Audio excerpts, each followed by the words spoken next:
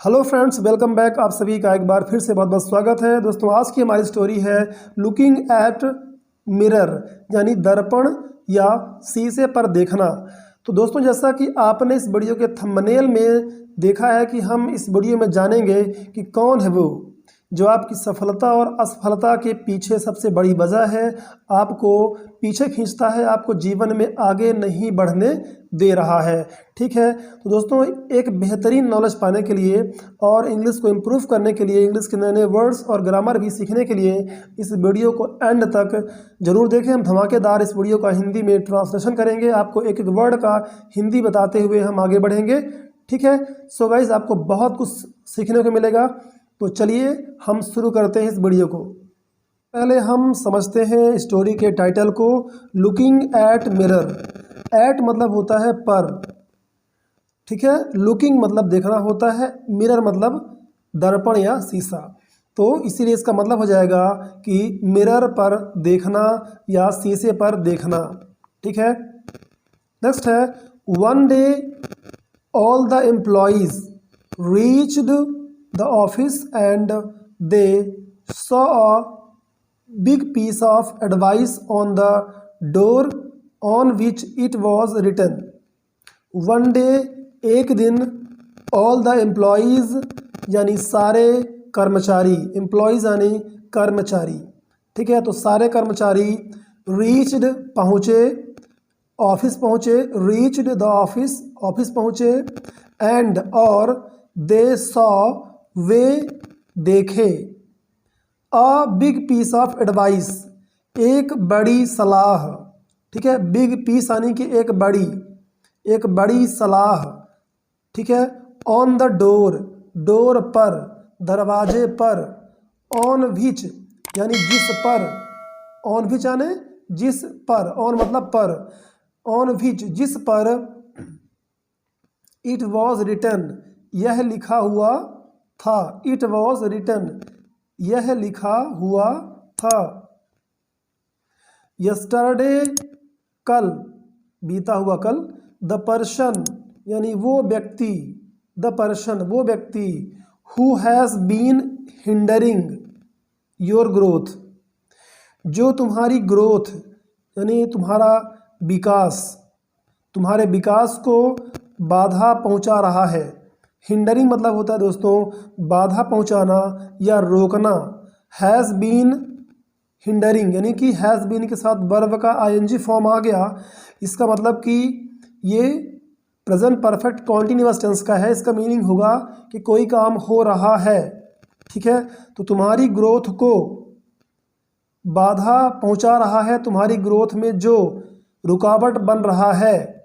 In this company इस company में, passed away गुजर गया, पास्ड अवे मतलब होता है गुजर जाना, मतलब कि डेथ हो जाना, ठीक है।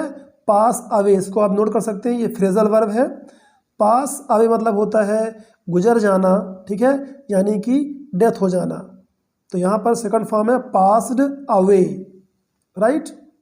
नेक्स्ट है, we invite you to join the funeral in the room that has been prepared in the gym. We invite हम invite करते हैं, हम निमंत्रण देते हैं, you आपको, to join जुड़ने के लिए, the funeral funeral मतलब होता है गाइज दाह संस्कार, जब डेड बॉडी का जो लोग जलाते हैं, ठीक है, उसको बोलते हैं फ्यूनरल, दाह संस्कार। तो हम तुम्हें इनवाइट करते हैं दाह संस्कार को ज्वाइन करने के लिए, उसमें जुड़ने के लिए। इन द रूम रूम में, उस रूम में, उस कमरे में, दैट हैज़ बीन प्रिपेयर्ड जो तैयार किया गया है। ओके, ये सेंटेंस पैसिव वॉइस में है। दैट मतलब जो यहाँ पर है, दैट मतलब की भी होता है, ठीक है। तो सेंटेंस के मीनिंग के हिसाब से चलते हैं। तो दैट हैज़ बीन प्रिपेयर्ड जो तैयार किया गया है, इन द जिम जिम में, ठीक है, जिम में उस रूम को तैयार किया गया है, तो वहाँ पर हम आपको इनवाइट करते हैं, राइट। ये हो गया, आइए आगे बढ़ते हैं। नेक्स्ट है, इन द बिगिनिंग यानी शुरुआत में, बिगिनिंग यानी होता है शुरुआत या स्टार्टिंग। तो बिगिनिंग में, दे ऑल गॉट सैड वे सारे दुखी हो गए। गॉट सैड यानी कि सैड हो गए, दुखी हो गए। गेट का मतलब होता है होना। गेट, गॉट, गॉटन, ठीक है। तो सैड हो गए। फॉर द डेथ, मृत्यु के लिए। One of their colleagues, for the death, मृत्यु के लिए। Of one of their colleagues, colleagues यानी होता है साथी, जो आपके साथ कहीं कंपनी में किसी ऑफिस में वर्क करता है उसको हम कलीग कहते हैं, ठीक है। Colleagues, colleagues. देयर मतलब कि उनके, वन मतलब एक, तो उनके एक, कलीग्स यानी साथी की डेथ के लिए उन्हें क्या हो गया, सैड हो गया, उनको बहुत दुख हुआ।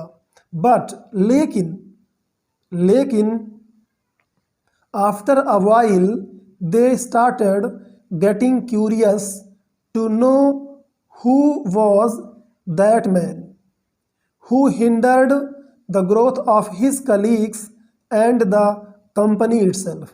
तो गाइस, जैसे मैं आपको रीडिंग करके बता रहा हूँ, सेंटेंस को कई पार्ट में उसको हम ब्रेक कर देते हैं, ठीक है, छोटे हिस्सों में तोड़ देते हैं। उससे क्या होता है कि आप प्रॉपर उसका मीनिंग समझ पाते हैं, हिंदी ट्रांसलेशन आप बेहतरीन तरीके से सेंटेंस का जान पाते हैं। तो आपको ऐसे ही करना है। स्टार्टिंग में अगर आप पूरा सेंटेंस रीड करके और पूरा एक साथ मीनिंग निकालना चाहेंगे तो कन्फ्यूज हो जाएंगे। तो आपको इस तरह से सेंटेंस को छोटे छोटे पार्ट में डिवाइड करते हुए उसको पढ़ना है और समझते जाना है। आप इजीली उसका पूरा मीनिंग समझ जाएंगे, ठीक है। तो आइए आगे बढ़ते हैं। आफ्टर अ वाइल मतलब थोड़ी देर बाद। तो ये जो छोटे छोटे फ्रेज आते हैं, टुकड़े आते हैं सेंटेंस के, इनको आपको गाइस नोट करना है। जैसे मैं बोल रहा हूँ ना, कई बार समस्या ये होती है कि लोग एक एक वर्ड का हिंदी याद करते हैं, तो वहाँ पर थोड़ी समस्या हो जाती है।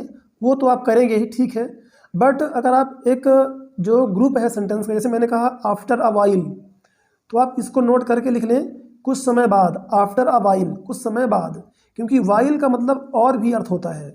वाइल का मतलब भी होता है जबकि या के दौरान, के समय, लेकिन आफ्टर अ वाइल का मतलब होता है कुछ समय बाद। तो इस तरह से छोटे छोटे कई सारे फ्रेज आते रहते हैं, तो इनको आपको नोट करना चाहिए, ठीक है, तभी आप प्रॉपर इंग्लिश सीख पाएंगे। अगर एक एक वर्ड की हिंदी में रह जाएंगे तो अच्छी इंग्लिश शायद है कि नहीं सीख पाएंगे, ठीक है, ये मेरा मानना है। दे स्टार्टेड, वे शुरू किए। गेटिंग क्यूरियस, क्यूरियस मतलब उत्सुक होना, गेटिंग मतलब होना, तो क्यूरियस होना वो शुरू कर दिए, यानी शुरू हो गए। जिज्ञासु होना कि कैसे, क्या मामला है ना, उनके दिमाग में उत्सुकता आने लगी। टू नो, जानने के लिए। हु वॉज दैट, वह कौन था, ठीक है। हु वॉज दैट मैन, वह आदमी कौन था। हु हिंडर्ड, जो रुकावट पैदा करता था, जो बाधा डालता था। द ग्रोथ, ग्रोथ में, विकास में। ऑफ हिज कलीग्स, उसके कलीग्स, उसके साथियों के ग्रोथ में जो बाधा डालता था। एंड द कंपनी इटसेल्फ, और कंपनी के ग्रोथ में। इटसेल्फ मतलब होता है कि स्वयं या खुद, खुद कंपनी के डेवलपमेंट में, ग्रोथ में वो बाधा पहुंचाता था।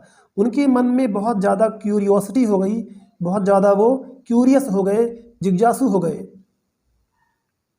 Okay, the excitement in the gym was such that security agents were ordered to control the crowd within the room. The excitement यानी कि उत्साह, in the gym, जिम में, was यानी था, सच ऐसा, यानी कि उस जिम में उत्साह ऐसा था कि सिक्योरिटी एजेंट्स को ऑर्डर दिया गया। वर ऑर्डर्ड, उन्हें ऑर्डर दिया गया, ये पैसिव वॉइस में है। जब भी वॉज और वर के बाद वर्ब की थर्ड फॉर्म आ जाए ना, तो समझ जाइए कि वहाँ पर क्या है, पैसिव वॉइस है, और उसका मतलब होता है ऐसा किया गया, बनाया गया, ठीक है।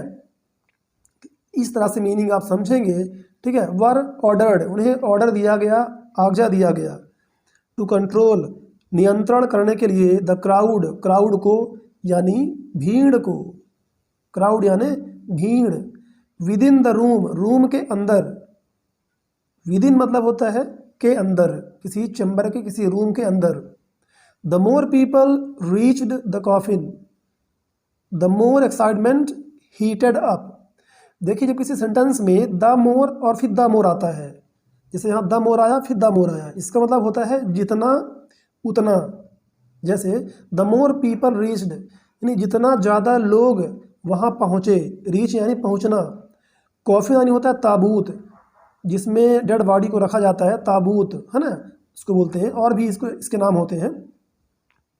ठीक है, तो जितना ज़्यादा लोग कॉफिन के पास पहुंचते थे, the more excitement heated up, उतना ही ज़्यादा लोगों में एक्साइटमेंट बढ़ जाता था। ठीक है, हीटेड अप मतलब होता है कि वो चीज़ बहुत ज़्यादा बढ़ गई, तो उनका उत्साह जो है बहुत ज़्यादा उनमें बढ़ गया। ठीक है, जिसको कह सकते हैं कि वो हीट अप हो गए, मतलब कि थोड़ा गर्म हो गए, सभी लोग थोड़ा गर्म मूड में आ गए। ठीक है, जोश में आ गए।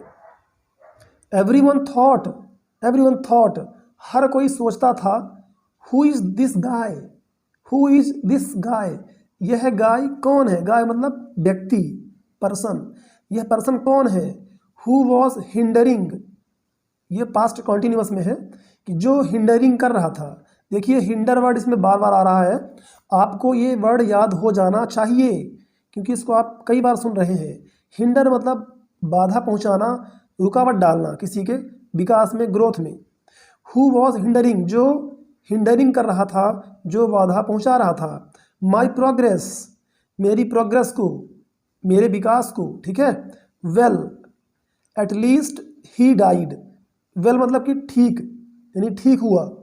एट लीस्ट यानी कम से कम, ही डाइड वह मर गया, है ना। चलो ठीक हुआ, well at least he died, कम से कम वह मर गया। तो एट लीस्ट यानी कम से कम, जिसको नहीं पता है वो इसको नोट कर सकते हैं। ठीक है, one by one the thrilled employees got closer to the coffin. One by one तो आप जानते ही होंगे, एक एक करके। द थ्रिल्ड यानी होता है रोमांचित, बहुत ज़्यादा एक्साइटमेंट होना, थ्रिल्ड रोमांचित।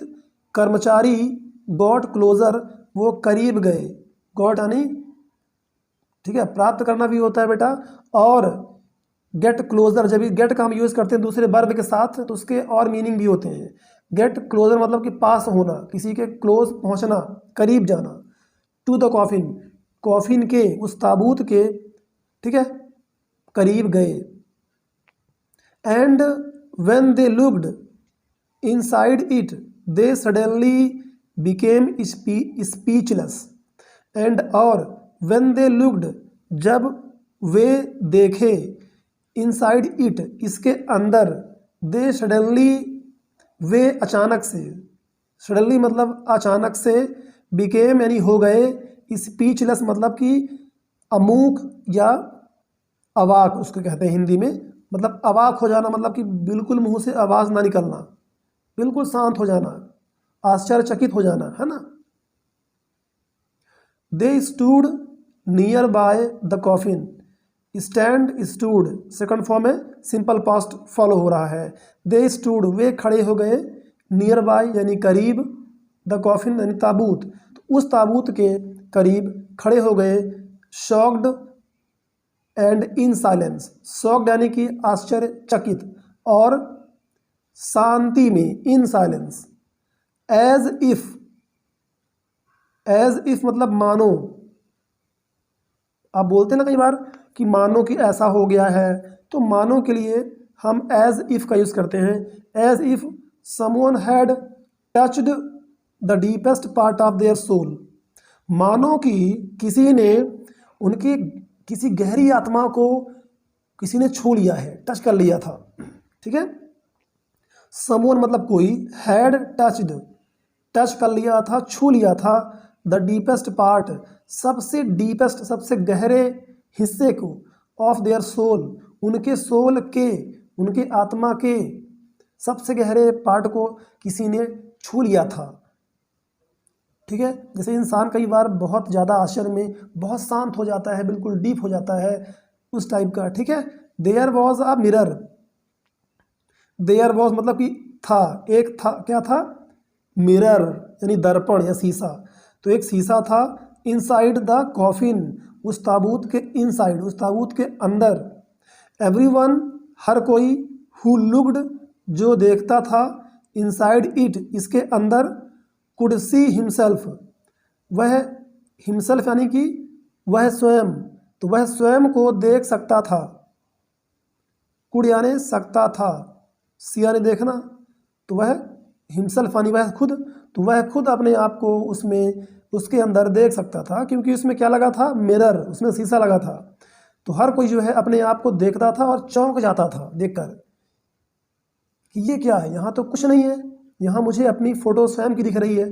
तो आइए आगे देखते हैं, अभी और आपको बिल्कुल मज़ा आने वाला है, आप बहुत अच्छी सीख लेने वाले हैं दोस्तों। थोड़ा ध्यान रखें, इस वीडियो को पूरा लिसन करें, ध्यानपूर्वक सुनते रहें। There was also a sign next to the mirror.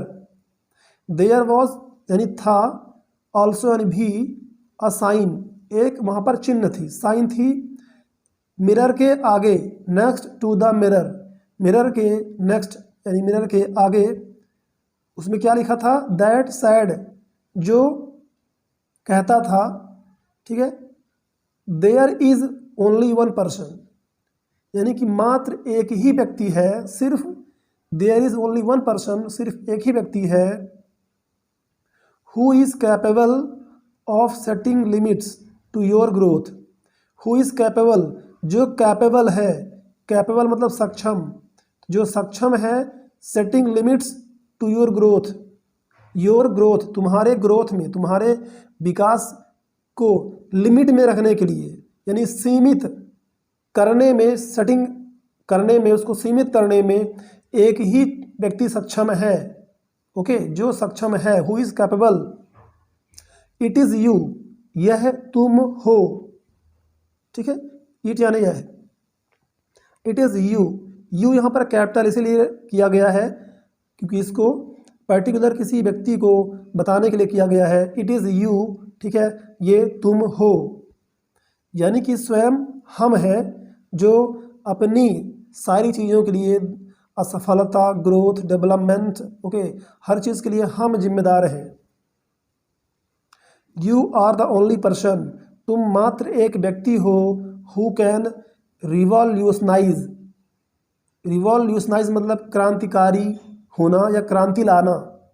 Who can, can मतलब सकता है ना, सकता है, सकती है, तो हु यानी यहाँ पर हो रहा है जो, तो जो क्रांति ला सकता है, जो क्रांति कर सकता है, who can revolutionise your life, जो तुम्हारे जीवन में क्रांति ला सकता है।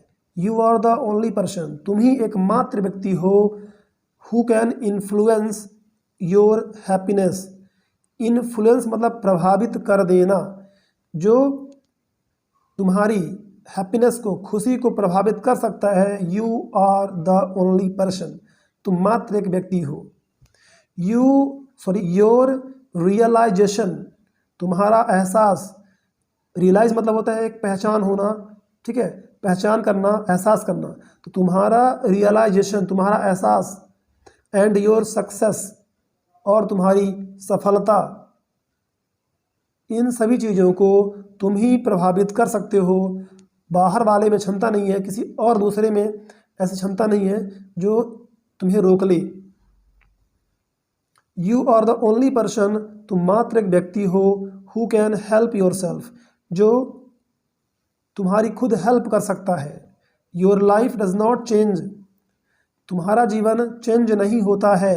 Okay, simple present tense, your life does not change, तुम्हारा जीवन चेंज नहीं होता है, बदलता नहीं है। व्हेन योर बॉस चेंजेस, जब आपका बॉस चेंज होता है, यानी आपका मालिक, बॉस यानी मालिक, चेंजेस यानी कि बदलाव होना, बदलाव करना, ठीक है, तो जब आपका बॉस बदलाव करता है तो तुम नहीं बदलते हो। व्हेन योर फ्रेंड्स चेंज, देखिए यहाँ पर क्या है, चेंज है, यहाँ पर चेंजेस है, क्योंकि वहाँ पर सब्जेक्ट सिंगुलर है, यहाँ पर सब्जेक्ट प्लूरल है, इसलिए वर्ब में यस यस नहीं आया, तो ये सिंपल प्रेजेंट टेंस में होता है, राइट। थोड़ा मैं आपको रिमाइंड करवा रहा हूँ। व्हेन योर फ्रेंड्स चेंज, जब आपके मित्र चेंज होते हैं, बदलते हैं।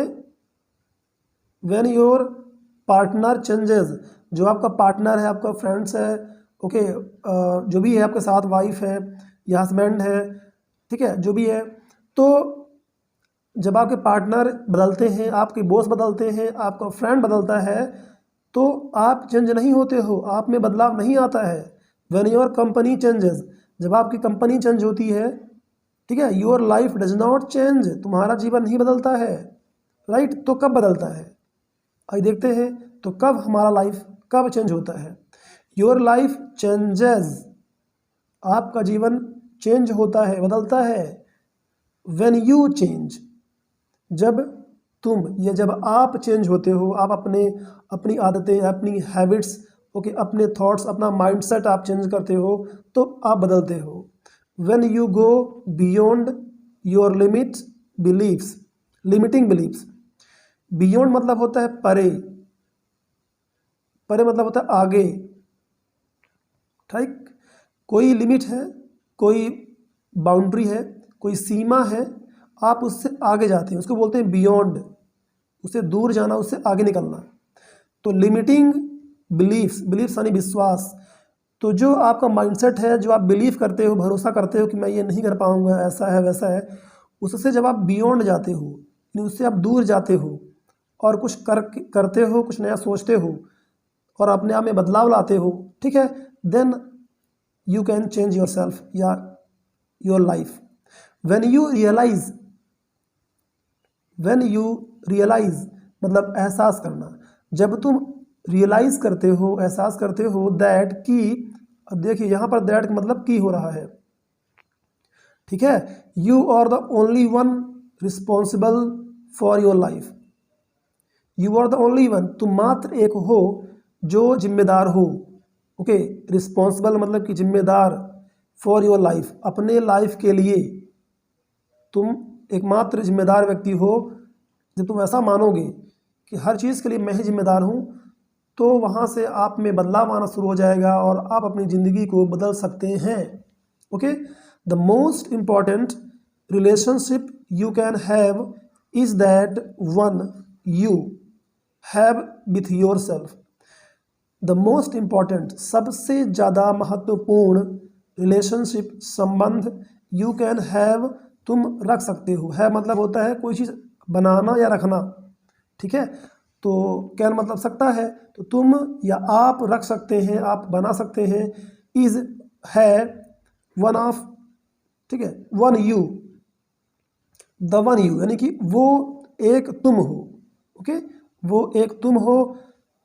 यू हैव, तुम रखते हो, विथ योर सेल्फ, खुद के साथ, ठीक है। तो खुद के साथ जो तुम संबंध, रिलेशनशिप बनाते हो अपने आत्म में विश्वास के साथ, अपने मन के साथ, अपने आप में जो तुम सोचते हो, एक रिलेशन बना के रखते हो, ठीक है, वो जो है सबसे मोस्ट इम्पॉर्टेंट रिलेशन है जो आप अपने आप के बारे में सोचते हैं या भरोसा करते हैं, ठीक है गाइस। तो यहाँ तक इतना सारा कुछ होने के बाद गाइस, आप इस स्टोरी का मोरल यानी कि नैतिक शिक्षा जो है आप समझ गए होंगे कि क्या है, ठीक है। तो दोस्तों आई थिंक आपको ये वीडियो बहुत अच्छी लगी होगी, आपने बहुत कुछ सीखा होगा। तो दोस्तों इस वीडियो को लाइक करके अपने दोस्तों में शेयर जरूर करें। ये नॉलेज की बात है और नॉलेज की बात शेयर करना अच्छा माना जाता है, ठीक है। हैप्पीनेस और किसी नॉलेजफुल चीज़ों को जितना ज़्यादा हो सके उतना हमें शेयर करना चाहिए, ओके। तो दोस्तों इस वीडियो को पूरा एंड तक देखने के लिए आपका बहुत बहुत धन्यवाद, ठीक है। हम फिर मिलेंगे इस तरह की नेक्स्ट वीडियो में।